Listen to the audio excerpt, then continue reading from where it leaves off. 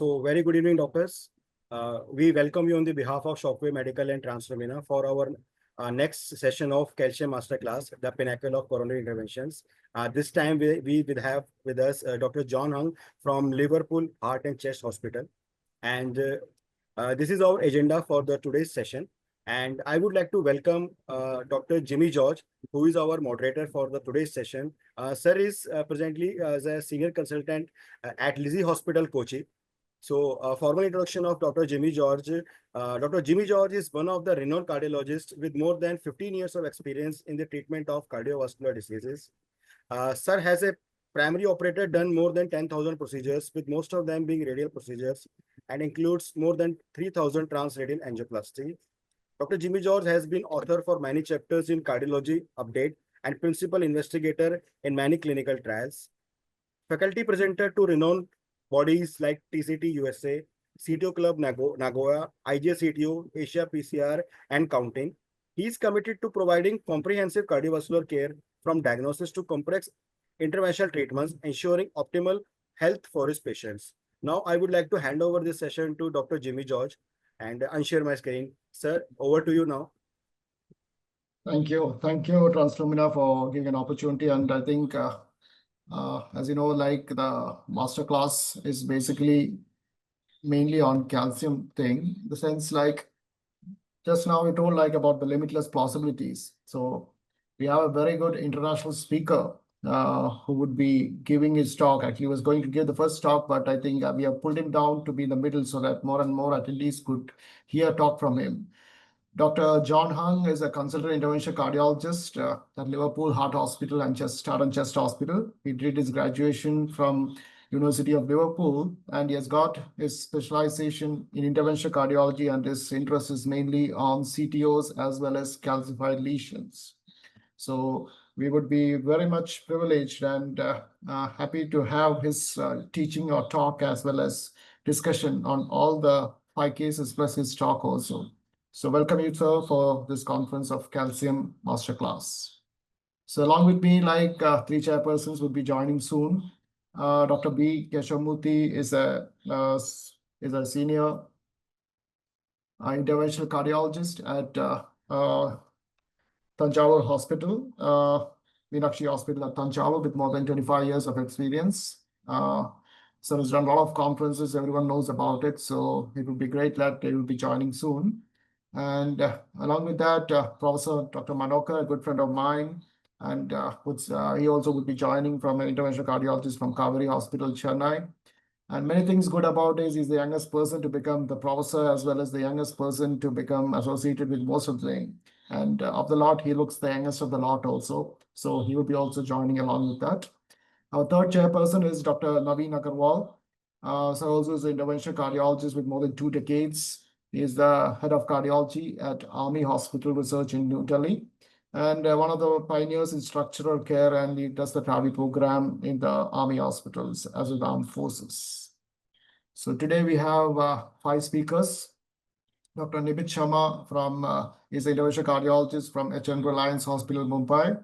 Dr. Praveen Sikumar is director of heart rhythm as well as senior consultant and a good friend of mine here in Kochi itself from Astra Medicity. Dr. Ramchandran, also a senior interventional cardiologist from Pavadi Institute, Cardiovascular Science, and Dr. Rajnag, senior interventional cardiologist at Manipal Hospital, Kolkata, as well as Dr. Veena, associate professor from my own mother institute, Jayadeva Institute of Cardiovascular, Mysore. Anyway. So welcome you all for this conference. And without wasting time, I think I'll just unshare it up. Sorry. And I think we'll just go to the first session. Just a small change. I think instead of Dr. Hung, if you don't mind, Dr. Hung, we'll go with 1 or 2 case presentations and have a good discussion. And I think then we can all discuss with your complex cases. Is that fine with you, Dr. John? Yeah, that's great. Anyway, thanks a lot anyway at all. So I think the first presenter would be Dr. Nimit Shah. Are you ready, Dr. Nimit? You're muted, please. Yeah, I can start. I was second last, but yeah, I can start. With all our permissions, I think you can just share your slide, please.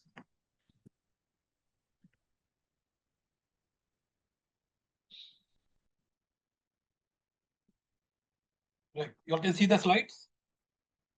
Yeah, perfect. Can you go to slideshow? Yep. Yeah, it's right. Fine. All are clear. Okay. Okay. This is a very straightforward quiz that we see day in and day out. So because this is an IBL session, so I'll just speak at how to defeat the calcium and how does the imaging help. So this is a 75-year-old diabetic man presented with unstable angina and had a regional wall motion abnormality, entry wall hypokinesia with EF of 45%. So this is an angiogram. You can see it's a left main. There's some distal left main disease. Circumflex has mild to moderate osteoproximal lesion. There's a stent in OM which looks patent. There's also a stent in the proximal LAD from the ostium, which looks patent as well. There is some ostial LAD disease as well.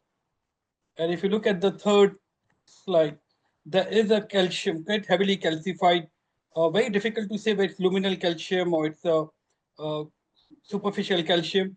There's a lesion just after D1 at the level of the septum. I'll show you the another. See, at the level of the septum here, there's a very tight lesion. Again, eccentric calcium over here. In another allocranial view, the right was unremarkable. So, so just to brief the angiogram, left main showed distal around moderate 50% lesion. Ostial LAD had a 70% lesion. Patent proximal stent on the angiogram. Mid LAD segment had 60 to 70%, followed by an eccentric 80% lesion. Whether this was ulcerated or nodular calcium, we don't know yet. And circumflex had osteoproximal 60 to 70% lesion with patent stent in OM1. And PLV showed around 80% osteal lesion, small PLV. So the plan was to do the imaging and then decide the strategy. So looking at the angiogram, I thought this would be straightforward rota case for me because I do a lot of rota ablation. So especially looking at that, the focal lesion at the septal, I didn't think anything would work apart from rota. So the plan was to do the imaging first and then decide the strategy. So this was the OCT done.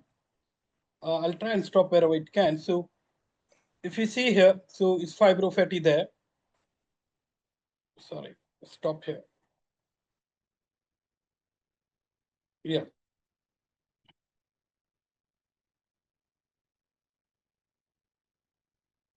Sorry, the OCT is not playing. I'll just go back. Sorry.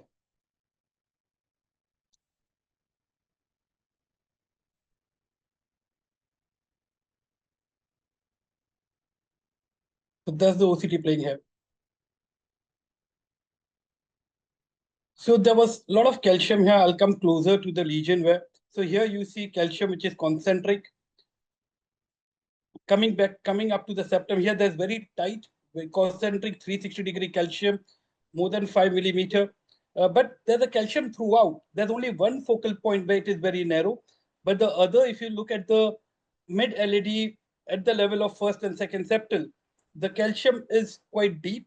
And the lumen is 2 to 3, around 2 millimeter. So I doubt the rota would have worked. Rota would have worked only at the level of the mid septal. Mid LAD where there's a third septal coming off. Otherwise, rota wouldn't have worked. So I said, okay, fine. Let me see if I can make a space for an IVL. So option here would be either using an IVL or an orbital atherectomy. This was case done in 2022. So orbital had not still, come in. So I thought looking at the calcium and looking at the OCT, IVL would be the strategy. But IVL wouldn't travel until unless I made a space for the balloon to go in. So initially, try to modify the plaque using track balloon 2.5 by 12, followed by 2.75 by 12. But if you look, there's still a dog boarding. So it didn't give up completely, even with the 2.75. So tried to pass the IVL balloon, it wouldn't go in. So I said, okay, fine, let me try a cutting balloon. So tried all the attempts, deep throating the guide, taking a contralateral support, tried to pass the 2.75 by Wolverine balloon, but still couldn't pass through. Again, went with NC track 2.75, dilated at a very high pressure. Yet the if you see the third picture, the guide is backing up, and the cutting balloon wouldn't travel further beyond the proximal lesion. So with help of the Guidezilla, did manage to cross the cutting balloon 2.75 by 15 Wolverine, followed by 3.0 by 12. But even after that, you see there is still a dog boarding in the middle. So even the cutting balloon and NC balloon at high pressure did not do the job, which was not surprising. So this was the right time to use the IVL balloon. And because of what we saw in the OCT 360-degree of calcium, quite long, as well as depth of more than 5 millimeter. So use the shockwave balloon, which was crossed again with the help of Guidezilla. We delivered 30 pulses at the distal left main, because on the OCT that had shown also there was heavily calcified, and 50 pulses were given at the mid LED.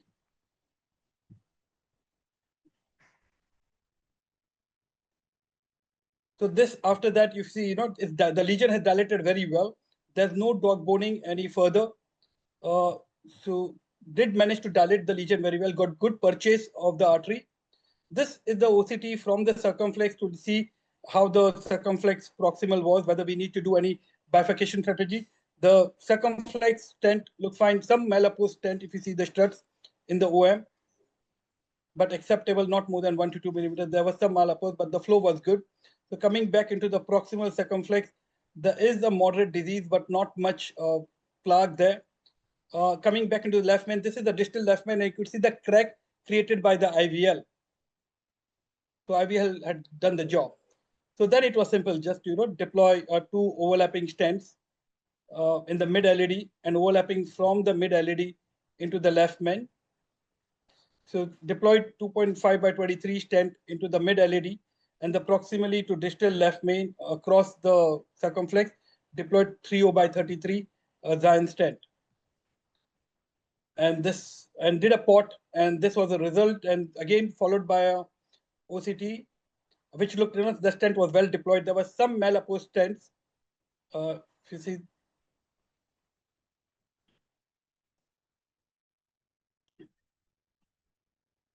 so very few malapose stents, but very well deployed. The calcium had cracked.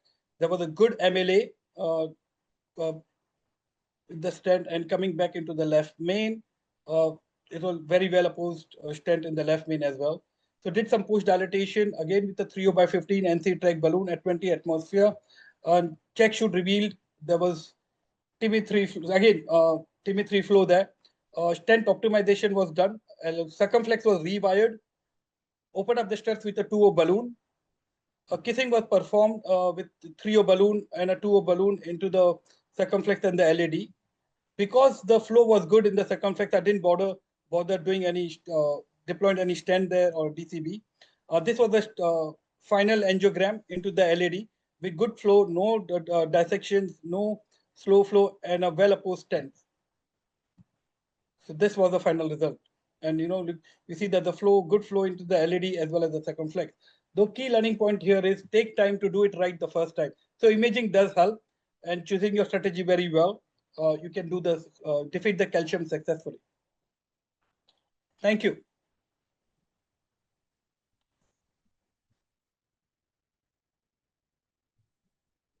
Yep. Thank you, Dr. Nimit. That's a wonderful case. Dr. John, you want to discuss? Thank you. Yeah, thanks, Dr. Shah. That was a lovely demonstration of how IVL can really modify mixed morphology calcium. There's so much to learn from each of these individual calcium cases about device selection, but also about how to use the device most efficiently and effectively. So to talk about each of those things just very quickly, in terms of device selection, you initially said that you do a lot of rotor Nimit, and you thought it was a rotor straight up. I personally don't think it would have been a bad idea to run the rotor to start with. That would have simplified everything thereafter. But I also think that my first impression of that mid-LAD lesion was that it's quite short, and short calcium, whether it's circumferential or not, tends to be treatable with IVL as long as you can deliver it. And second of all, on the morphology, just like most arteries, There was concentric, there was eccentric. It's mixed morphology all the way through. And so even if you did rotor in the first instance and you modified the concentric bit, which it would, you still Absolutely. probably would have struggled to modify the shoulder regions and the rest of the Completely. proximal LAD without IVL. Completely. So I think you got to the right answer there. Yeah. And on device selection, the only thing I would question you about is why a Wolverine? Because that's not more deliverable than a Shockwave, is it? Yeah, so I tried to deliver the shockwave. It wouldn't go. So I thought, let me crack the calcium further. Because the mid LED, where the tighted lesion was, that had purchased very well. The dog boning was at the proximal LED. So that's the reason Rota would have done the job at the tightest part, but wouldn't have done the job in the proximal LED, just beyond the stent. So I wanted to just create a room at the mid LED and do the. I didn't want to do the IVL throughout. Wanted an IVL just where that the dog boarding was and the distal left main. So I did try to take the Wolverine down. It didn't go. So sorry, the IVL down. I didn't show the picture. It didn't go. But with the Guidezilla, probably you are right. If I would have tried the Guidezilla first and the IVL, it would have gone down. I wouldn't have to use the Wolverine. But because I said, okay, fine. Why Wolverine, then a 3O balloon, and then the guide with the help of the Guidezilla, IVL balloon did go down. But you are right. Even before Wolverine, maybe with Guidezilla, this would have gone down. I think it's a good message, isn't it? Whether people decide to use an IVL or whether they decide to use Wolverine for whatever reason, which we'll definitely talk about later, neither device delivers easily. And if you're planning to use either of them, I would always say from the start that big guide, EBU like you had, hopefully 7 French, and Yes. have the guide extension ready to go because you're very likely to need it. Absolutely. And John, if I had to ask you, I've been to Liverpool quite when I was there in UK for 13 years. Means I was in Leicester and Bournemouth. Would you have used Orbital here? No. And for me, it's a simple answer because we don't have Orbital in Liverpool. And I still am not quite sure where Orbital fits into the algorithm. I know that people say you can get a wider arc of modification and that it's helpful for osteal lesions and such. But I also see the downsides of Orbital. And I think if you have, not everybody can have everything in terms of the tools at hand. And I think if you have rotablation and you have IVL amongst some other things, I think probably you can cover most stuff. What's your experience? Are you using a lot of Orbital? No, not much. So as I said, I use a lot of Rota. Where it's non-crossable, non-dilatable, fibrocalcified, I use Elka as well. But IVL, I think if you have Rota, you're cutting bones, IVL, Orbital, I would have considered only if I thought it was a long lesion, difficult to crack, where I would have to use multiple IVL balloons. Then the cost makes a difference. Or I had to use a multiple vessel, which I had to do ablation. Then probably Orbital would have been more cheaper. Cost effective. But in this case, where there was just focal dog boning, I think IVL did the job. I think if we're to reflect on perhaps the most important point about morphology here is, and I'll say it again later in my talk, it's that like is often the case, you had multiple different morphologies, and you can only really rely on IVL to be able to modify all of them. We can talk about atherectomy in some detail and the various kinds, but if you don't have good wire bias with your atherectomy, it's not going to work, So yeah, I think that was a lovely result. Personally, I'm more of an IVUS user than an OCT user, so I always have a sneaking suspicion that the stents could be bigger if you used IVUS, but nevertheless. I completely agree. If I had to, so I'm the IVUS user as well. This was, I think the morphology of the calcium is very well defined by the OCT, but if you have to size the stent, you get a good reference diameter, and especially the left main, but here the left main, the ostium was good. So I could do the OCT, but yeah, I'm an IVUS user as well. Whereas as far as sizing of the stent is concerned, I would go with IVUS. Left main, I would go with IVUS. But as far as morphology is concerned, I think the OCT did help me over here. Dr. Nimit, like in your case, your OCT crossed without pre-dilatation, isn't it out? Yeah, Because a you're right. discrete type and the OCT cross, almost a 2 balloon will cross if the OCT catheter cross. Yes. I've been easier to cross, but if OCT has crossed, I think it has given away that atherectomy could be kept down, but increasing MLA would definitely come use an atherectomy tool anyway at all. Another thing is like it was difficult in getting a cutting balloon without a guide extension catheter. So that was there. Maybe another 2.5 or 275 NC balloon may have worked up in getting your cutting balloon inside out anyway at all. No, I Another did that. option, I went with, thought is- I did go with 2.75 balloon at 20 atmosphere. oh, It didn't work, Still then I had to having go. open Yeah. up. Yeah. What about an OPN balloon? Would have been a better option. Again, a in this bulky case? balloon. Crossing bulky because you had a guide extension inside balloon anyway. means I would have used an OPN balloon. Yeah. Well, OPN balloon, again, I've not used much, but OPN balloon, if I would have not got much purchase, this could have been, but looking at the OCT, OPN balloon would given me a diameter, but wouldn't have cracked the calcium. The main thing is to crack the calcium. You could have gone at a higher pressure because OPN starts opening after 20 or 30 atmospheres only. Then you can slowly go up to 45 or 50 or 55. So at least most of the cases at 45, it opens up.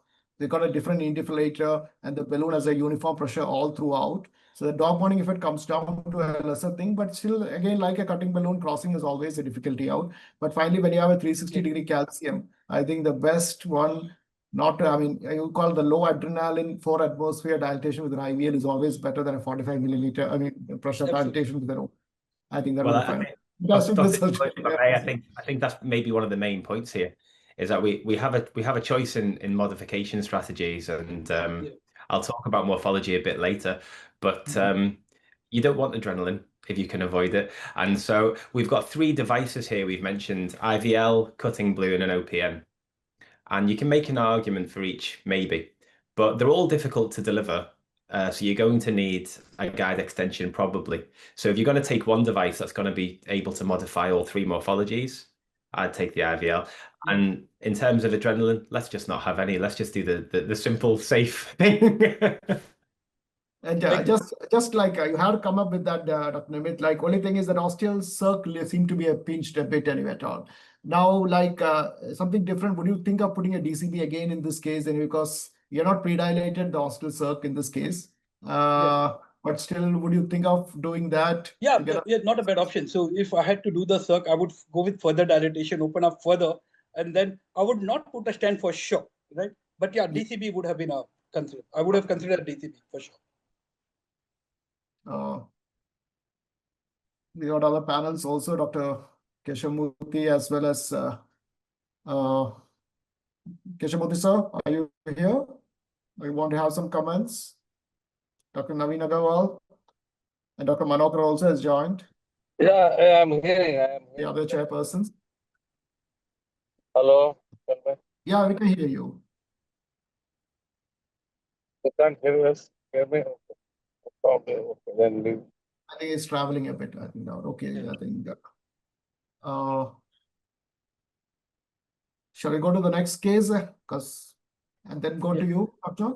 Right. So I think next case, Dr. Raja. Dr. Rajanag is ready for the next case? Yes, absolutely.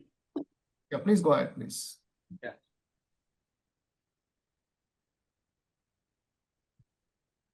Good evening, everyone. Hello, Manokar. How are you? Long time. Manokar just joining, I think now. Yeah. Okay. I can't hear you.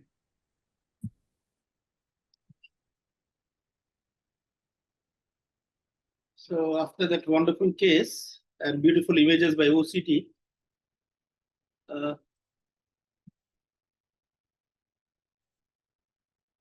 yeah, is my slides on PowerPoint slide mode? Yeah, go ahead, please. It's quite clear. So I'll be presenting a very high risk patient today, in whom I did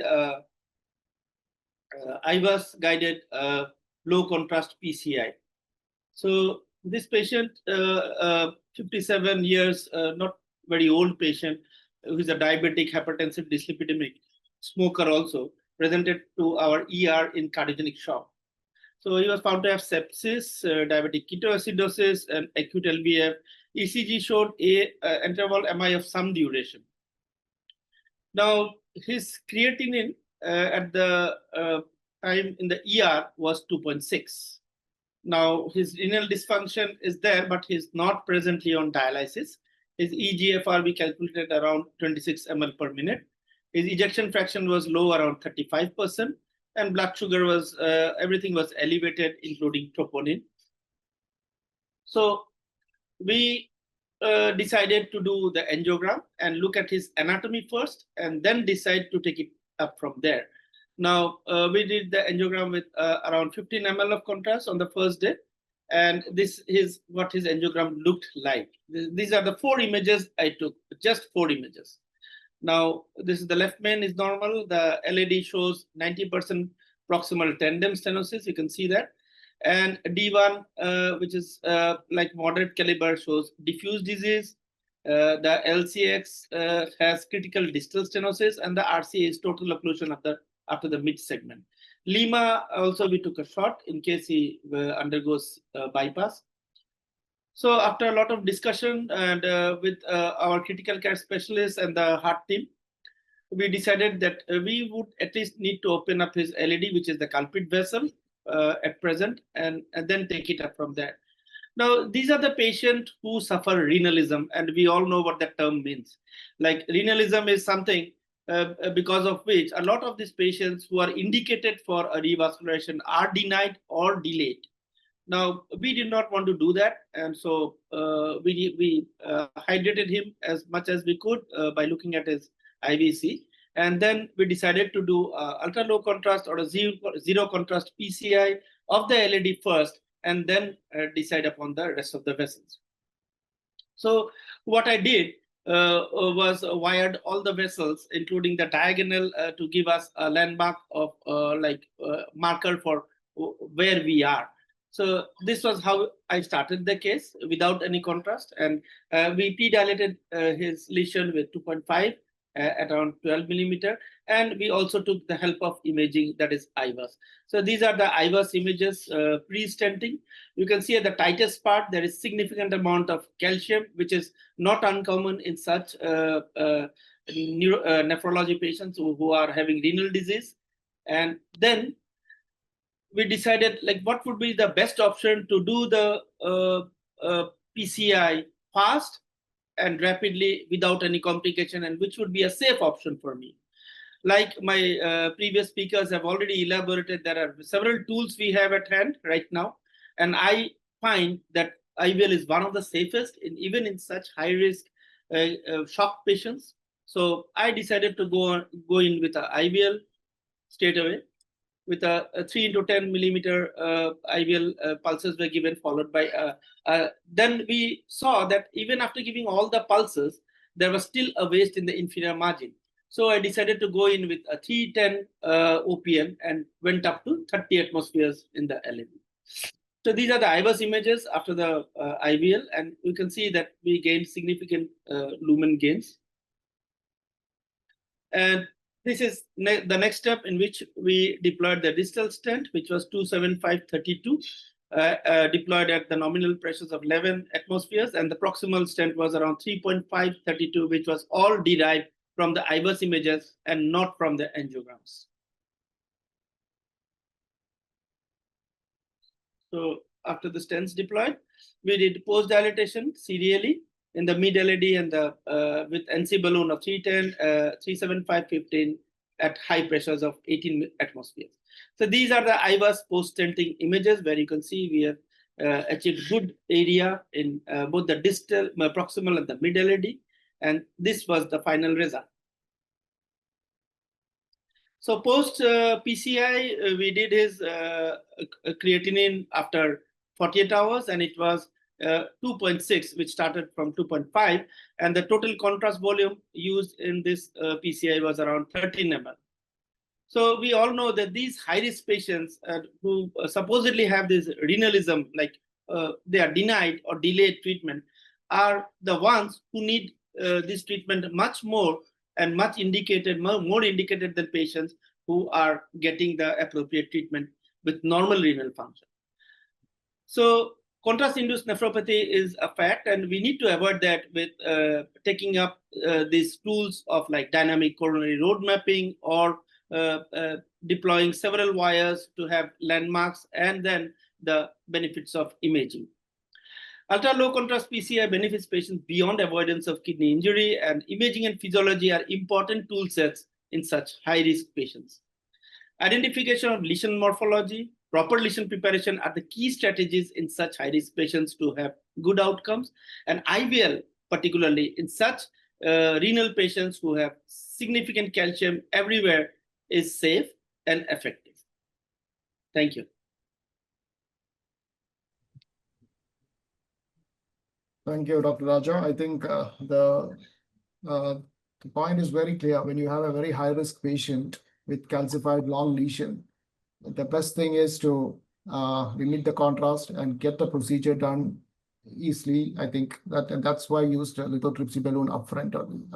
So fantastic result anyway. And I would say like using an IVUS, especially with these things, had really made that creatinine did not go up anyway at all. And especially when RCA CTO is there, and I think most of the collaterals are coming from the LAD, minimize the amount of septal occlusion with balloons like this would definitely add on the collaterals be still persist out anyway. And one advantage is like if you use an atherectomy over here, the advantage of using an IVL is you can use the side branch. In your case, the side branch, the diagonal was there. Needs to be wired. Yeah, that is the biggest advantage. Yeah. Whenever you have a larger side branch, and when you have to do an atherectomy, there's a high chance of getting a branch occlusion or a side branch occlusion. That is not quite seen when you use balloons like this anyway at all, and that's quite handy out. Dr. John, you want to add anything? Thank you. Great case, Dr. Raja. And I think it's very well chosen because your case can highlight some of the other decision-making issues that we have in calcium modification. With the first case that Nimit showed, we talked a lot about morphology, which is obviously very important in yours as well. But in your case, we also had other factors. You know, this is not just high-risk anatomy, but this is a high-risk patient. And with cardiogenic shock, with a CTO of the RCA, there's a big risk here in terms of peri-procedural hemodynamics. And as you rightly said, I think Shockwave probably on balance was the safest way to modify the calcium here, which you've demonstrated very nicely. But it's important to think about a couple of pros and cons here with either way. So with IVL, there is actually still some risk, and it's not because it will perforate. It's not because you'll lose a side branch, like you said, but you do have to inflate a balloon in one of the few patent vessels for quite a long time. And so I did a case recently where there were two blocked vessels, and an LAD and an RCA, and we had an osteal circumflex, last remaining vessel to deal with. And, you know, that patient just could not tolerate having a balloon inflated for more than a few seconds because they were on the edge of cardiogenic shock. Now, there's probably a conversation about mechanical circulatory support there at that level, which we don't have in Pella at the moment. So that would definitely factor into your decision making. Now you seem to be fine there, but then on the other side, you could say, well, we could use atherectomy then, because then we don't have to do prolonged inflations. But to me, I think the risk may be higher there because, of course, one of the biggest complications of atherectomy is no reflow, and if you get significant no reflow or large dissection, Major disaster. then you'll be in big trouble. You know, what do you think? Absolutely. Another thing is like we have had these problems like doing osteal LAD, osteal circumflex IVL. Now, sometimes we do not deliver all the pulses at a time. We stop halfway and then let the artery breathe and then go again. This is our experience, and I've done that in some patients. But these patients tolerated the procedure well, so we went ahead and delivered all the pulses. Yeah, beautifully demonstrated. I think we're about to get Impeller ourselves, and I'm looking forward to that. But in the meantime, with these cases, you just have to be very Impeller careful. was on my mind, but we in a poor country have cost issues, so you can understand. We all do, yeah. I think Can I comment? limit some, yeah. Go ahead. Yeah, Raja, we are not a poor country. Yeah, we are the fourth largest economy, and I'm proud of that. I stand corrected. I'm very proud of my country. Yeah. Yep. So When we you are have not a too long calcified lesions like this, I think the C2 plus with more shocks, I think the 120 shocks will definitely So- happen. Yeah. So Jimmy, so what I had only thing is, so what John rightly said, when you have a vessel where RC is blocked, inflating for a long time, I'm sure Raja, when he used the NC balloon, he would have tested there was no hemodynamic compromise or ischemia. So I think that's a test before you use an IVL. Just keep your NC balloon for a longer time, and that's a fantastic test. Only thing my question would be, Raja, you after IVL you use OPN. How about using an OPN before the IVL? Jimmy asked about my case as well. Maybe OPN would have done the job. If you look at the IVIS, it was fibrocalcified. Even your titrate, there was no concentric calcium. It was fibrocalcified. IVL does do a job over here as well. But what about, what Jimmy asked me, and this question stands here as well, because eventually you had to use an OPN. How about OPN? If OPN didn't work, then an IVL, cost effective and less risky. I wanted to finish the case fast and rapidly. It's such a high risk patient who was high on adrenaline NORAD, number one. And number two, I was short. I can go back to the images and show you there was more than 270 degrees of calcium in some areas. So I thought that I will increase the compliance of the artery first and then go in with either an NC or a OPN. So because after my IVL, I thought that there was some amount of waste. So I went in with an OPN and did my finishing job. So that was my policy. And I do that most of the time. I don't do a OPN first and then do a IVL. If I think it's a calcium, OPN may help in some situations of calcium, but IVL is the best option we have at this point of time. Raj, I completely agree with you. In a high-risk patient, I was just asking just to create a discussion. Yeah. I would have also used an IVL because totally appreciate it. Because OPN would have caused dissection, and then you are done with the case. Exactly. So With a IVL long disease, patient is on LV dysfunction, pulmonary edema, without a mechanical circulatory support, and you're going to get a slow flow. The flow to the RCA is from these collaterals. I think you may not end up. These IVL balloons are not something which we do for dilatation. We give impulses. So these do not jeopardize the blood flow so much like the balloons which we use at high pressures like 30, 40 atmospheres. So I would not go in with the OPN first, even if I do this case again and again. Raja, This is the evolved ST elevation MI. So definitely you can expect a lot of slow flow, isn't it? Yes, sir. That's a situation where you really need to upskill. I mean, keep your things as early. I mean, as fast as simple as possible. I mean, this would be like keeping it simple. Your IVL crosses fast. You just finish it off, get out, and we can make the patient stable. That's the main thing. Can I just push you on one technical point, Raja? Because I agree with what you just said in response to Nimit that you need to increase compliance first and then you go with the blue. But did you try just a standard NC balloon after the shockwave? No. Well, you should, because you know how it works. The shockwave creates the fractures. As you said yourself, it improves the compliance. And the NC balloon moves it away. The NC balloon splits them apart. It may be you only went to 20 with the OPN, so maybe an NC would have been enough at that point. I'll try that next time. I think, in fact, Dr. Jimmy, I'm Dr. Manokar here. Dr. Manokar, please come. Manokar. Raja, well done. Where are you, man? I can't see you. No, there is. Why are you showing your hand? Show your face. Yeah. So you're traveling. Yeah, good. Youngest sponsor is back. Right. Raja, the case is very good, but I feel you are very lucky also because we had a similar case, single surviving artery, and unfortunately, patient. Lucky is the man who survived the crash, man. I'm not lucky. No. What happened with our case is patient had a LV apical clot, so we couldn't use Impella, and we went in with ECMO as a support. And believe it or not, as soon as we dilated the sarcostium, patient just went into cardiac standstill. But since ECMO was there, we were able to pull through and then started almost the same things that you did. So this could have gone either way. Manokar, I totally agree with you. This was a high-risk case. I took all concern and went in with that. Okay. So we had nothing else to do. Nothing else to lose, actually. Sure. Well done, Raja. Thank you, Manokar. Thank you. Thank you.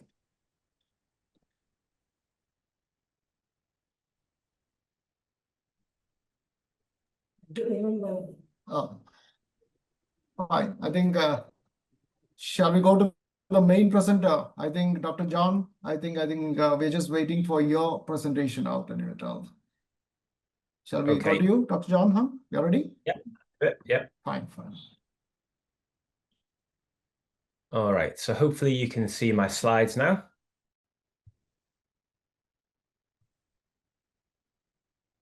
Not yet. Okay, so again, thank you so much for inviting me to be here. It's a real pleasure, and I'm already really enjoying this meeting. I think Slides have not come yet. Oh, you can't see the slides? No, not come. Oh, hang on.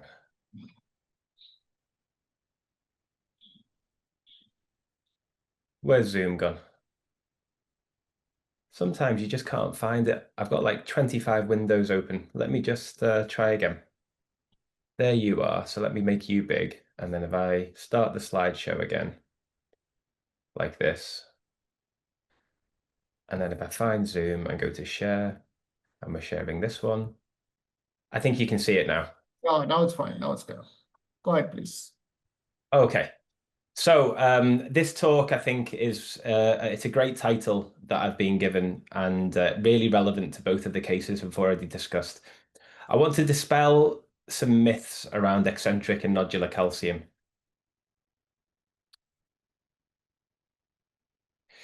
Nodules and eccentric calcium are still one of our biggest problems. As in this angiogram on the left and the OCT on the right, nodules can be really tricky to treat and they are really common. Not just that, but even when we do treat them, they still carry the highest risk of MACE of all of the different types of calcium morphologies. So it's incumbent on us to really achieve the best procedural result that we can to give our patient the chance of avoiding future events. And you will frequently hear this, and in fact, you might even say this, that IVL is good in concentric calcium, but it won't work in eccentric. Well, I put it to you that that is a complete myth. And I hope I can explain to you why I think that is. Start with this case. We have a calcified mid-right coronary artery here, an ACS sort of presentation. And you can see that it's so tight that the RCA is actually filling distally from the left system. I used a microcatheter to cross it, and you can see there's a previous stent in the artery as well. NC balloons at high pressures are really poorly expanded. And just like in the first case, when you perform imaging, and this is just with a low definition Phillips IVUS, you see that there's mixed morphology all the way through. It's not just one thing. Where the balloons were really underexpanded in this particular lesion was here, where you have a 180 degree of dense eccentric calcium, and you have 270, 300 degrees of really thick, dense calcium here too. It's eccentric, nearly concentric in some places. And so in this particular case, I decided to take a Shockwave IVL 4.0, always going 1-to-1 if possible. And just like in the last case, Dr. Raja, this doesn't look very well expanded. I deployed 120 pulses. We have the C2+. But then when you follow with an NC balloon, the NC balloon is what can really push the plates of calcium apart and to give you that expansion. And of course, afterwards, this allowed us to get a really good result with great expansion. So I put it to you that, contrary to the myth, the advantages of IVL over other devices is actually greater in eccentric and nodular calcium. Let me try and explain why I think that is.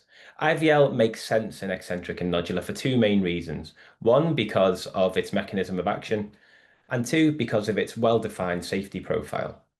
We have pretty much three types of calcium modification devices we can use. We have balloon-based devices, which includes NC balloons, OPN balloons, cutting balloons, scoring balloons. We have atherectomy, two different kinds at the moment. And of course, we have IVL. And we have multiple different calcium morphologies. We can consider concentric, eccentric, and nodular. But we have lots of complex algorithms which face us in terms of morphology. I helped to make one of them. But I think we can simplify this. We have basically two kinds, concentric and eccentric and nodular. And practically speaking, eccentric and nodular can be pretty much grouped together. If we try to treat concentric calcium with balloon-based devices, often it works. And to be honest, in concentric, pretty much anything's going to work, so long as it's short. A balloon-based device exerts circumferential force. It's non-selective. The force is all around the balloon. And of course, in concentric, because the calcium is all around the balloon, this works pretty well. But it's undifferentiated force. Now, if you try to do the same thing in an eccentric lesion, the balloon will expand, but the calcium is a really high compliance, and the other side, which may be essentially normal without the calcium, is a really low compliance situation. And so obviously the balloon will expand, but it will expand away from the calcium. And the part of the artery that will give is not going to be the calcium. It will be the other side, the soft side, and may result in a perforation like this. Because the undifferentiated force doesn't select the calcium, it will just expand wherever there is the least resistance. And so I think that balloon-based devices can be limited in eccentric and nodular calcium. Eccentric calcium causes a regional variation in compliance, like I described. Look at this IVUS of a nodule in the mid-LAD. You can see there's a 180 to 270 degree arc of eccentric calcium here, and in the top right, between 12 and 3 o'clock, that artery looks pretty normal. And so when you expand the balloon, whether it's a non-compliant balloon or a high-pressure balloon like an OPN, it may look like this. It's expanded pretty well, looks okay. But you can see here that all of the balloon is on one side of the wire. It's eccentric in its expansion. Which way has it expanded? Has it expanded through the calcium and cracked it? Or has it just ripped the other side of the vessel where the compliance is low? And in this particular case, that's exactly what it had done, which I think is pretty predictable.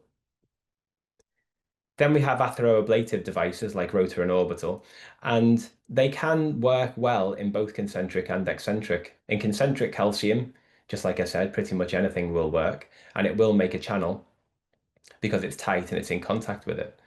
But if you try the same in eccentric, if it biases like this in the picture, then it will work and it will shave. And I don't say that's the wrong thing to do. But if you try to do that in a large vessel or when the wire bias is not good and it's biasing against the soft side of the artery, then it won't modify it at all. It won't touch it.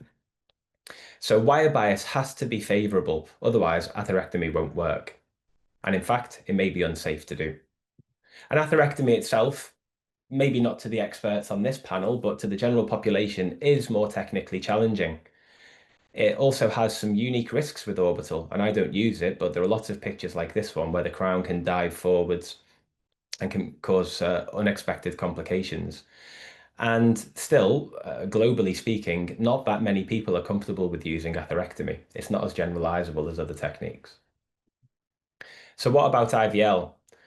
Well, you all know the mechanism of IVL. It's a balloon-based therapy with two emitters, which is spaced 6 millimeters apart in the middle of the balloon. And these emitters rapidly emit an electrical charge, which causes rapid microbubble formation and then an ultrasonic wave, which is hard on hard and soft on soft. It's selective for calcium, so it will affect the calcium, but it won't affect the soft tissues.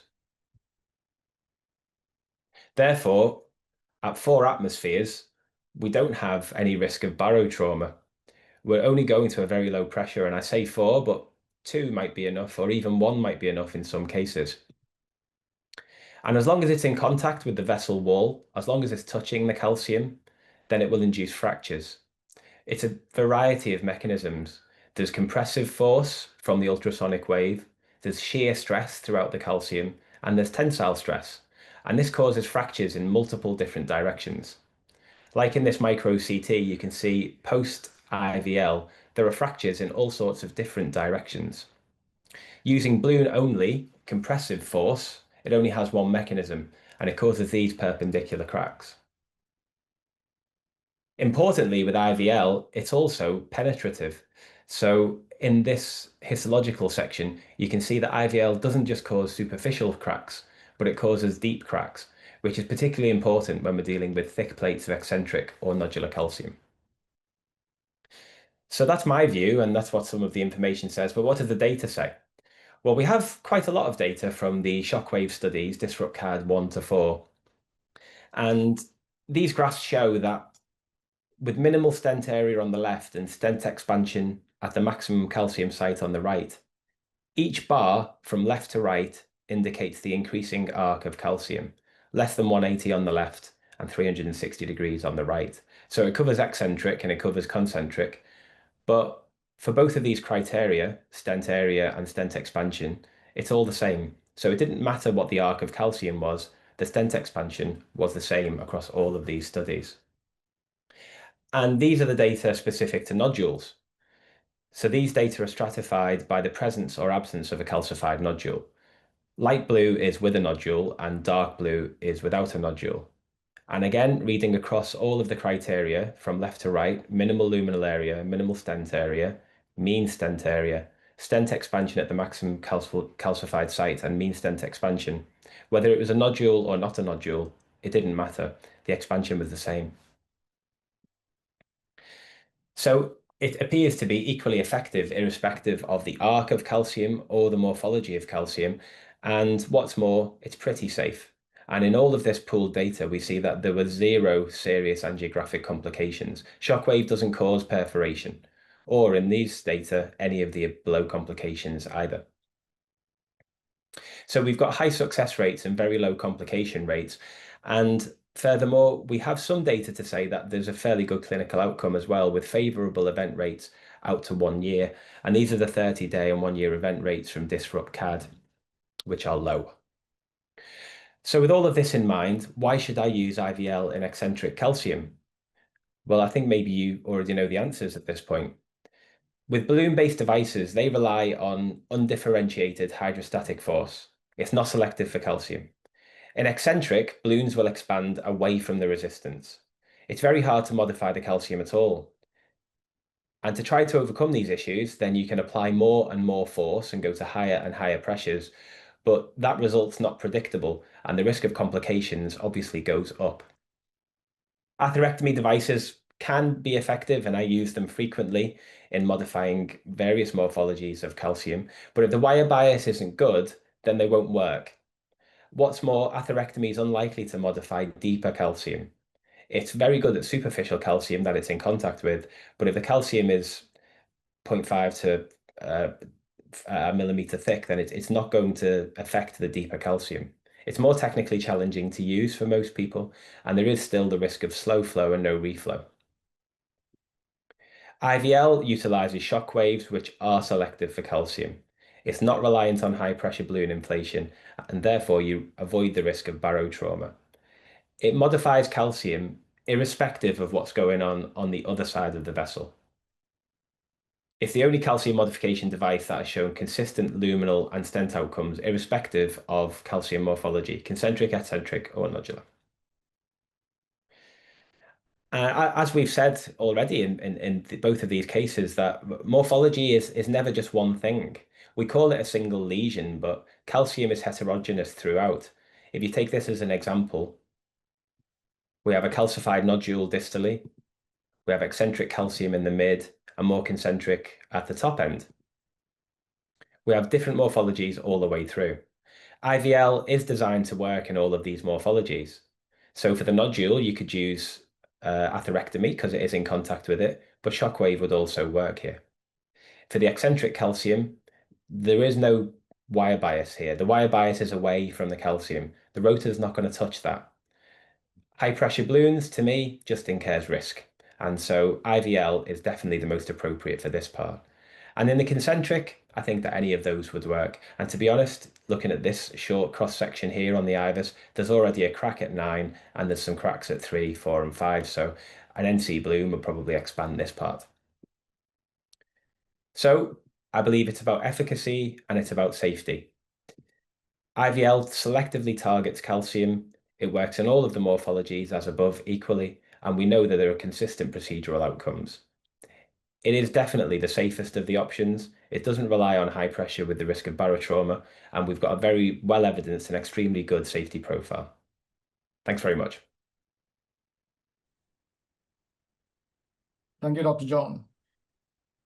I think what you specifically told is most important. Like when you don't have a concentric calcium, I think most of the time we depend on the expansion of the balloon, and we don't realize that the area without a calcium only expands and finally ends up with a major complication. That is definitely there. But calcified nodule is totally a different thing out anyway. I think we need more and more data to see whether what happens with the calcified nodule, whether the balloon strategy or atherectomy really works in it anyway at all. Because most of the times, I mean, some of the cases what I have seen is like most of the times calcium nodule, what do you do with either with an lithotripsy or with a atherectomy or whatever it is, after 6 months or 12 months, there's a high chance of restenosis. What about your cases? Like, do you have a follow-up of all these things, calcified nodule post angioplasty? It's a good point, and I didn't go into the differences with nodules so much in this short time. I'd love to talk to you about it another day, but yeah, nodules are a different beast, aren't they? And you can probably divide nodules into deformable and non-deformable. Now, the deformable ones will often just crack with a non-compliant balloon to your surprise, and that's fine. But as you said, Dr. George, that they're the ones with the worst outcome, because eruptive, biologically active nodules, they do come back. Even when you have a good acute stent result, they do come back. I don't have my own follow-up data, except to say I've seen some of them come back. Procedurally speaking, when you have a dense, non-deformable nodule, these are the worst. And my honest answer to that is I tend to do rotor shock for most of them. Take as big a bear as we can tolerate, 175 or 20, debulk as much as possible, and then do shockwave as well to try to penetrate the deeper calcium. But even then, sometimes it's not enough. And like you say, we need more, and I still don't have the answer for that. Yeah, these are very malignant things anyway. You have more gadgets inside. An atherectomy followed by balloon dilatation, followed by lithotripsy. All these three could be readed out. You really need to pack these nodules inside and then only stent it up. Then only I think the chance of getting a restenosis or all these things would be extended a bit further. But I think finally ultimately it still comes down and can we have Dr. Naveen Agarwal? There's another moderator. Does he have any suggestions, or Dr. Manokar? I had the same point that you did. In fact, I have had many patients who, after we do an IVL for a nodule, they can come back with an ISR exactly at that point. So this is something I have had personal experience, at least of 4 to 5 cases. They have very focal ISR, but if you go back and review the old images, it is exactly at the same point that the nodule was. So this is something I also experienced, and I also wanted to ask. I don't know whether when we do such things, maybe the acute result is good, but long term, I don't know whether these strategies work for these patients. Yes, my experience with rota as well as orbital has been even inferior. So maybe shockwave does better than the other two.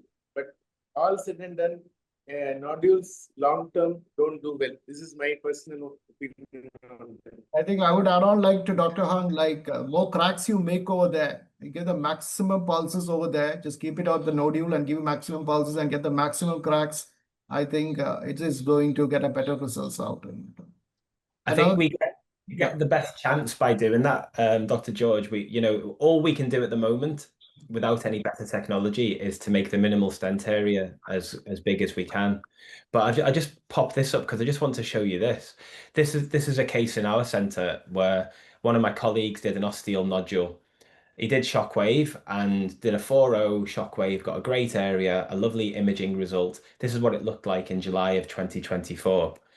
And then he came back in February of 25, not even a year. What's that? Sort of 7 months, 8 months later. And this is how it looked. And, you get this case in February and think, oh, well, maybe he should have done a better job the first time. But then looking back at it, there's nothing else he could have done. These lesions are biologically active and they are prone to recoil and restenosis. So until we can affect that biological process or do something different with our stent strategy, I'm not sure exactly what the answer is.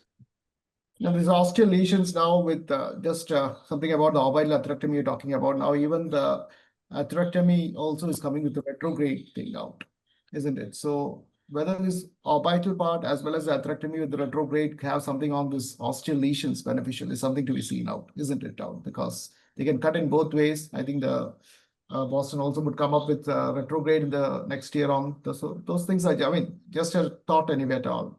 Or maybe more shocks in the osteal part to the aorta osteal area would make a difference. I think that we're dealing with two separate sort of issues, really. In immediate procedural success, I think these are the points. You know, what more can we get? And Shockwave have obviously they haven't stopped working on this. There are a few more things in the pipeline. So devices with more emitters, devices with more shocks, and always the question is, can we have more power? But of course, there's always a trade-off between the amount of power that you can emit and the risk of heat thermal injury and soft tissue injury. So at the moment, with the current power that they have in the Shockwave C2 pluses and the peripheral devices, that there is no risk of thermal injury or trauma to the soft tissues.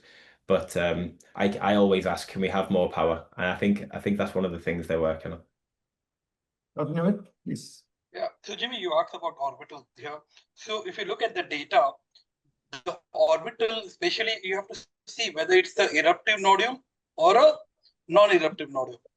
So orbital, if you look at the study, it sends the nodule, it cuts the nodule better than IVL. But if you compare the data, what John has said, if you compare the IVL as well as orbital, the stent expansion is the same. The luminal diameter is the same for both if you have compared, especially for nodules.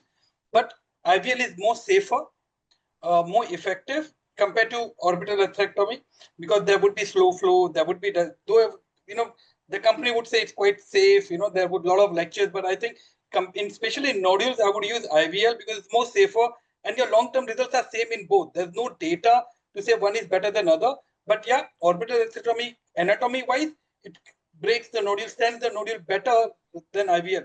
Again, if the ostium, I would be still concerned about using orbital in ostium because you don't want to, you know, dissect the aorta. So again, there's a slight trade-off. Mid proximal fine, but ostial nodule I would not touch with an orbital. Right, fine. That's a good thing also. Okay, thank you, John, for the nice presentation. I think shall we go to the next presentation? Presenter, I think Dr. Veena Najapa is there. Yes, sir. I'm here. A very good evening, everyone.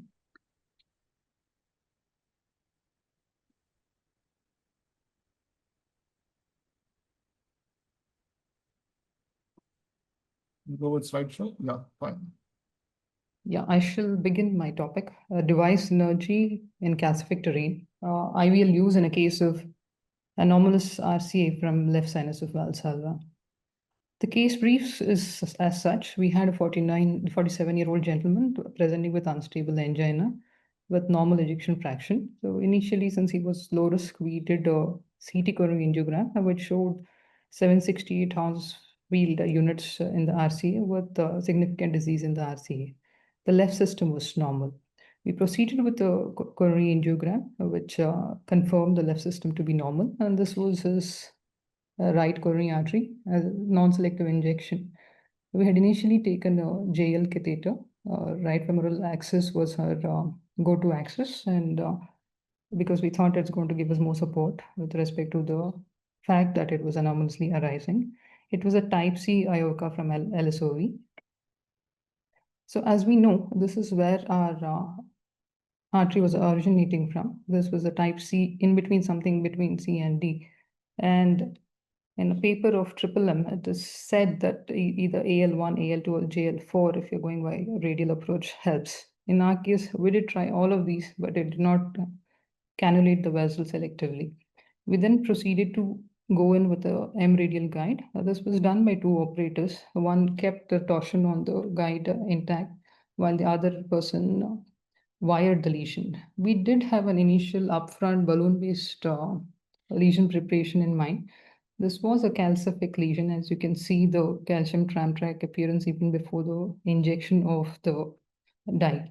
So since engaging the vessel, keeping it coaxial was something which we were thinking is going to be difficult in this particular case, we had decided to go in for a balloon-based calcium modification technology. So we did take in a guide extension. We took a 6 French guide extension catheter. We dilated the balloon to anchor it and proceed. It so happened even with minimal dilatation, the balloon ruptured. So we thought there was some kind of a calcific spicule there which was rupturing the balloon. And this was not one time, it did happen the second time around also. But what it did give us was a coaxiality of the guide extension catheter within the vessel. But there was a flip side to it. Every time we could go in, it would damp the pressures as well. So we somehow managed to take, after some pre-dilatations with non-compliant balloons, we took in a 312 IVL balloon, which was used. After giving close to 40 to 50 pulses, the IVL balloon also ruptured in the same place where the initial NC balloon had ruptured. So in the patient being market, we were not at the liberty of using a second IVL balloon in this particular case. And as you can see here, there's still some amount of waste here. That's where the balloon had ruptured. So we thought there was some kind of a calcific spicule. We did not do an imaging here right away because we wanted to, since there was dampening of pressures, we wanted to do it as quickly as possible, the procedure per se. So then we subsequently had to modify the lesion before stenting. We used it, it was done in a sequential manner because we found dog boning in all these particular use of balloons. We used an NC balloon, there was still some amount of dog boning. Then we used a scoring balloon at 12 atmosphere. Thereafter, we used a 310 OPN balloon at 25 atmosphere, and then that's when the lesion yielded here. So we were pretty comfortable knowing that the lesion had yielded and there was no more dog boning of the lesion. We then proceeded with to stent 3538 everolimus eluting stent. This was the stenting, which was the stent eased through because the lesion was well modified. And post-dilatation was done with 1:1 NC balloon at high atmospheric pressures. And we did an IVUS after the post-dilatation. And we saw some amount of malposition of the stent in certain areas, and the vessel size was about 4 millimeters. So we had taken only a 3.5. So we wanted to further optimize the lesion. So we used a 4x8 NC balloon and went high pressure. As you can see, there's no waste here and it's well expanded. And we repeated the IVUS and we got a good result. And we got a proximal area of about 11.7, mid 9.4, and the tightest part. And it was well opposed, but it was opposed to the calcium. So most likely there was a spicule and nodular calcium here, which was protruding, which was causing those ruptures of balloons here. We didn't want to overdo it because the MLA was good, and we accepted this result. This was the final result.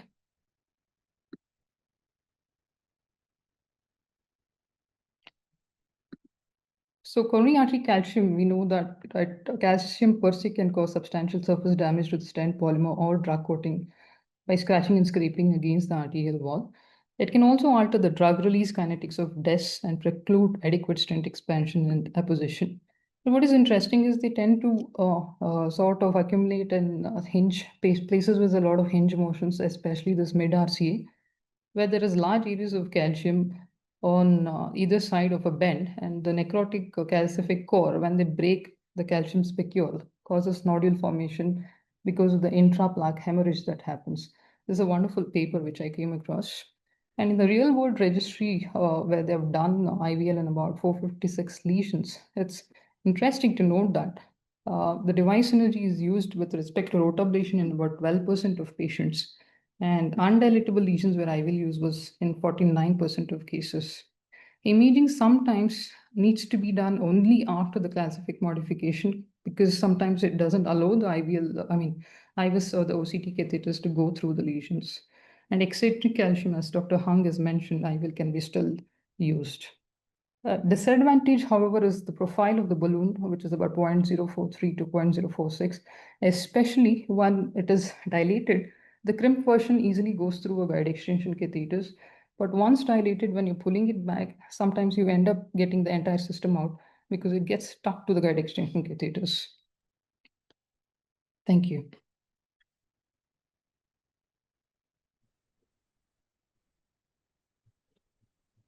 Yeah, nice case, Dr. Veena. The only thing is what happens in aberrant vessels is the cannulation is the most difficult part at all. And when you get a good catheter or a guide to support it, and that really matters and changes the plan. I think in most of the time, cases like this with an aberrant origin of the RCA from the left side, a JL3 catheter would be sometimes very handy in keeping it up because you can just bend that catheter and it almost enters the No, right coronary artery. we did try that. We went through. Most of the time, jail enters out anyway at all. Though support may be less, but most of the times the bend is such that with the femoral jail 3, you don't need to use a 3.5 or 4 because 3 will just you can bend it down and it enters the RCA. But could I use a guide extension catheter and unfortunately could not use an imaging upfront. But definitely you did it after that anyway at all. But I think most of the time calcium spicule is what? Because an IVL rupture is a very rare thing out anyway at all. So sometimes there could be an air inside which must have caused the rupture also. Most of the balloons were rupturing in that site. It was not limited to the IVL balloon. So we thought it was volume of air also is very much needed up once you prepare the IVL balloon. Just give it. May not be a cause of air in this case, but I'm just filling up. Because IVL is a very costly thing, and if it doesn't show its result and ruptures, then it's a big waste anyway at all. Just want that all. Can you just unshare so the others can be seen out? Sure. Yeah.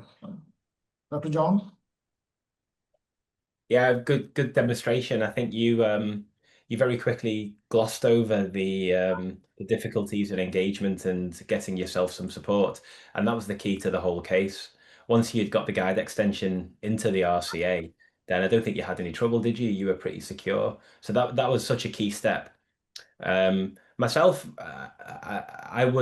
I'd go 7 French very quickly. I mean, I don't think we have this conversation a lot. People default to 6, and I understand why, but I personally don't really see the downside of 7. If you can get a 6, you can usually get a 7. And when cases become complex, which they always will with calcium, quite often you can find yourself wanting a little bit. And your comment about the pulling back the whole system, I think, illustrates that. To be clear for everybody listening who may or may not have caught that, once you've used a big IVL balloon, 3, 5, or 4 through a guide extension, and then you want to withdraw the IVL balloon, quite often it does get stuck at the front of the guide extension and pulls the guide extension out, which you really don't want to do in this case because your guide extension is maintaining access to the vessel. Clearly, when you use a bigger guide extension, 7 French, that doesn't really happen. So that's just one small sort of point. And in the setup for any of these complex calcific procedures, I pretty much always will size to a 7 French. And then the problem you had with the ruptured shockwave balloon, I've had them too, but it's not very common. One thing which you may try, and I don't know whether you did, is you don't always need to go up to 4 atmospheres. As long as the balloon is inflated, as long as it's touching the sides, then that's enough pressure. So in your particular case, I would have tried at 1. Maybe it's not quite inflated at 1. So then you're at 2. It's almost always up at 2. Maybe it still would have ruptured. I don't know. But just as a general principle for people to understand, you don't need to go to 4. And furthermore, you definitely don't need to go to 6. So that thing that people used to always do where you go to 4 atmospheres and then at the end of the 10, you go up to 6, pointless. So if you've been rupturing balloons before, then maybe that's one of the strategies you could use to mitigate it. Well noted. Thank you so much. Do we have any other comments from the other moderators? Okay, Dr. Veena, nice case anyway. I think we go to the next presenter, Dr. Ramchandra. Are you ready with your case?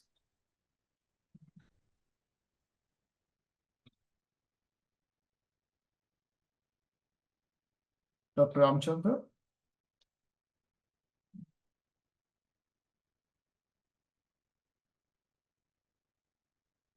I think he's gone.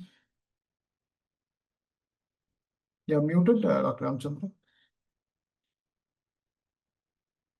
Yes. Yeah, can you share your case, please? Yes, fine. Sir, should I share the presentation? Sayed informed me. Fine.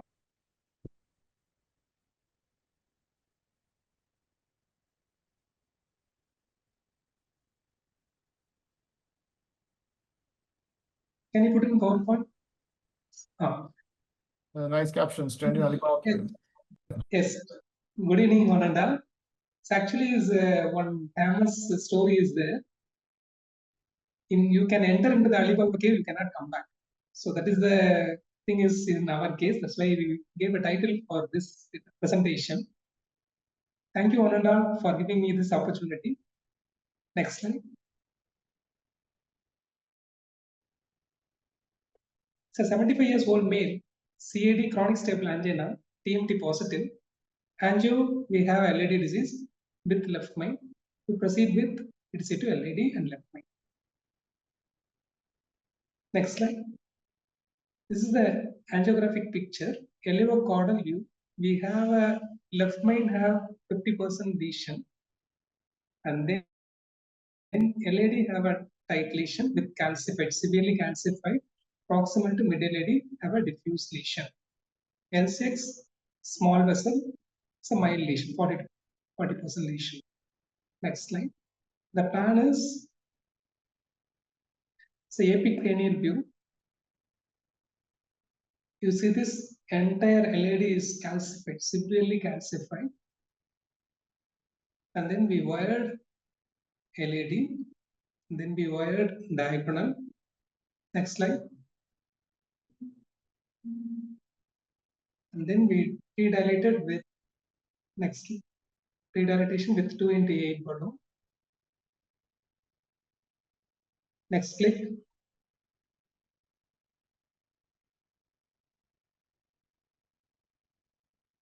Next slide. And then we dilated with 2.5 into 8 NC balloon. And then we done a IS. Next slide.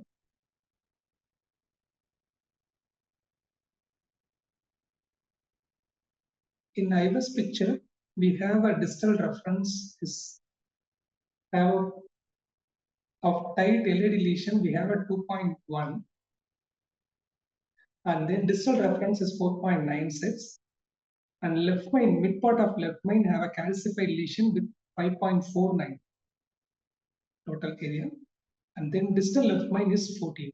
So only the mid part of left main have a disease. Next slide. So we, after pre-dilatation, we dilated with IVL 3 into 12 balloon. Left main also we want to mid part of left main also we want to dilate with 3 into 12 IVL balloon. Next slide.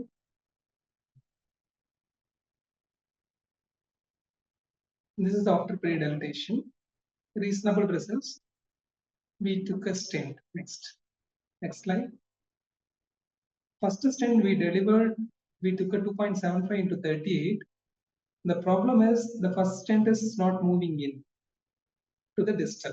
So we thought we are not able to remove also. So we thought actually we will dilate from stent position in that site itself. We stented in the proximal LED first, contrary to the distal. Next slide. And then second, we thought small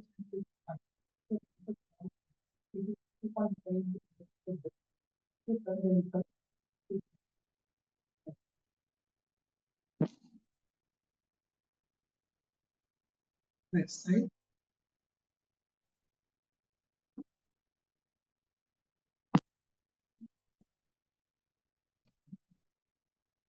Next slide.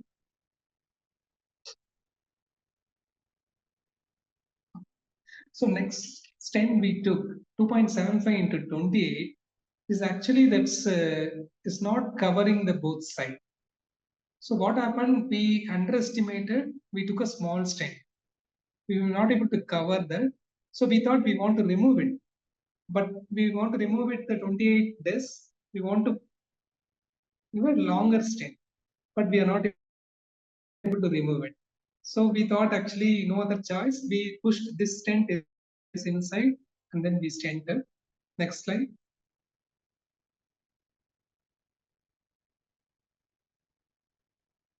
And then we took a 2.75 into 20 discs to covering the remaining area.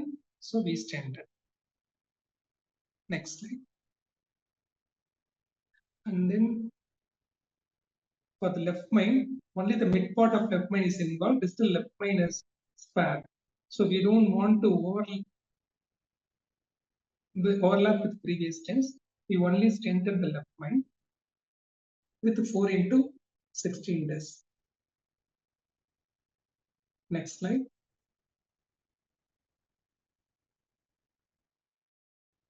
So this is the result after stenting. Next slide.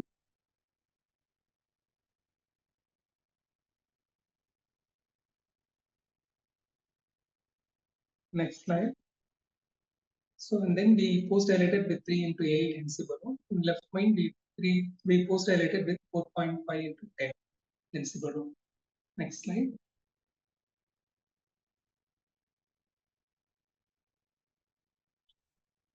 This is the post.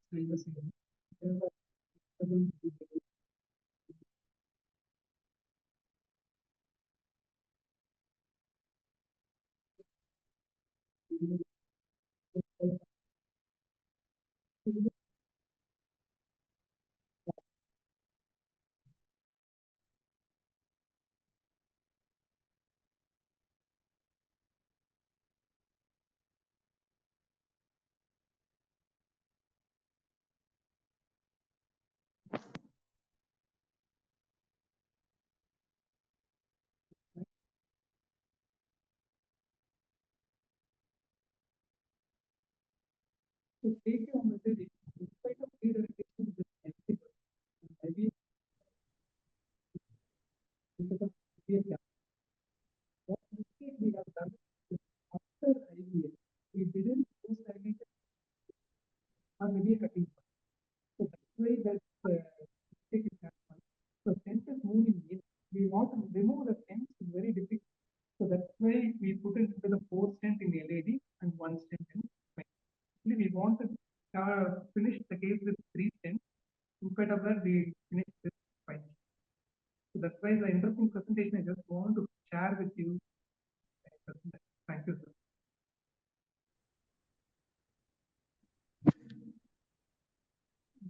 Thank you, Dr. Ramchandran. Can you just unshare?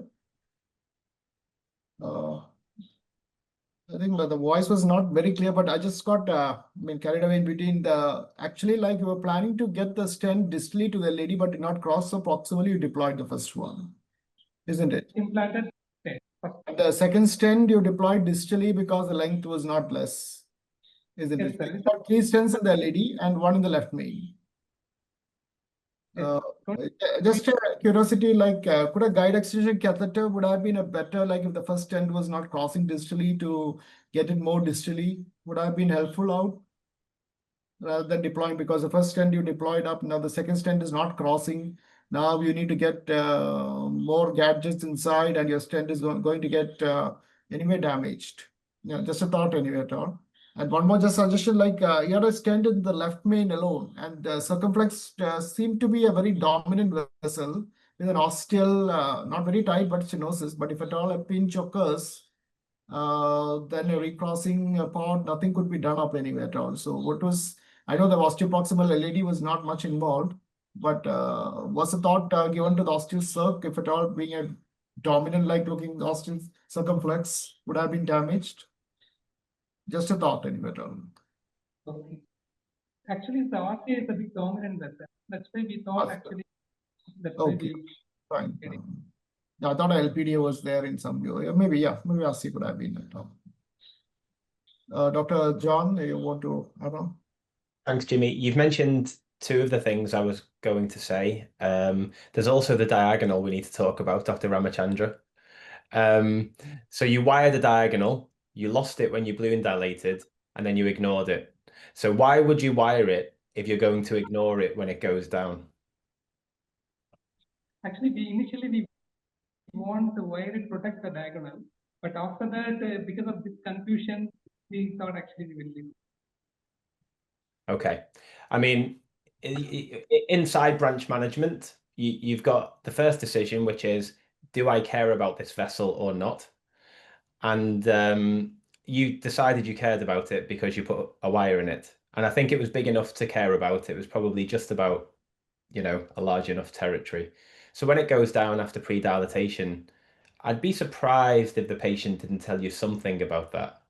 Maybe they were fine, but personally, I'd have probably just blown that diagonal and tried at least to keep it open. I'm not saying that necessarily a stent in it was the right thing, but that's the first. Final results. Actually, final results of the LA, our diagonal is open actually. You saw the previous slides. You want to check. Hanging on for dear life, and whether it comes back in the next generation, we'll never know. And then the other point that Jimmy made, which I just want to emphasize really, is about your decision to deploy the first stent proximally because it was difficult to deliver more distally. Now, everybody who does interventional cardiology knows that the routine is you start distally and come back proximally. And we can break that rule sometimes, but I think you were lucky here. You got away with it because this is how you get complications. It's fine, you can do that. But when you deliver your second stent in a calcific lesion like this, there's a good chance that that stent gets stuck and then you can lose it in the first stent off the balloon. That's a big risk here. Now you got away with it, and that's great, and your final result is nice, but you shouldn't do that. You know, if the first doesn't go, take it out, put a guide extension in. These are different factors. We have vessel compliance, which a shockwave has improved, and so it will expand, but it doesn't necessarily remove the friction, and you still had friction, and very often in a long calcific lesion, you still will have friction. To me, the answer to that is guide extension.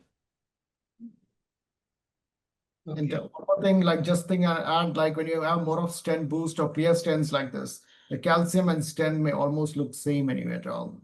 So just having a smaller stent sandwich between 2:2 with a lot of calcium, there could be a high chance that you can have a missed point or a uncovered area too. Okay. Do you want to talk about the left main and the circumflex? It's good result. It looked good. It looked good. I mean, the principle that made you stent just the left main was that you're worried about losing the circumflex. But I suggest to you that that strategy may be higher risk than stenting across, because you position that distal stent edge in the left main very close to the circumflex ostium. And even in expert hands like yours or any of the panel, you can't promise that you can deploy that stent within 0.5 millimeter of where you think it's going to go. When you deploy stents, they can move forwards, they can move backwards, and we're dealing with this much space here. It's very unpredictable. And if there is going to be a way to increase the chance of restenosis in the longer term, it's by landing your stent halfway across the circumflex ostium. And good luck to the doctor who has to get into that circumflex next time. So my preference would be stent across it, and then you'll treat it like any bifurcation. If you have to kiss it, drug-coated balloon, whatever. Exactly. Just open the struts if at all any ostial pinching is there. I think it's a crossover is always better than keeping it just in the cloud. Thank you, sir. Thank you. Thank you, Dr. Ramchandran. I think you have the last speaker. Dr. Praveen is left. Sir, I think he didn't join on this. So have we completed all the speakers? Is there? Okay, I think. Yes, sir, we completed all. Right. So that's a great thing, Dr. John. I think a lot of learning points. Dr. Nimit added very good. The other moderators and the presentations also very good. I'll hand over to the Translumina team to have the final conclusion. I think, John, you want to add before that? Only to thank you all and to say how much I've enjoyed it this afternoon. It's a very high standard of PCI that we've witnessed, I think there have been some good learning points about morphology and about high risk strategies. And yeah, it's been very good for me. So thanks very much. Thank you. Thank you. Over to you, Translumina, your final comments. Thank you. Tiwari, So, sir, I would like to extend my gratitude to Dr. John for such insightful learning on the eccentric calcium, nodular calcium.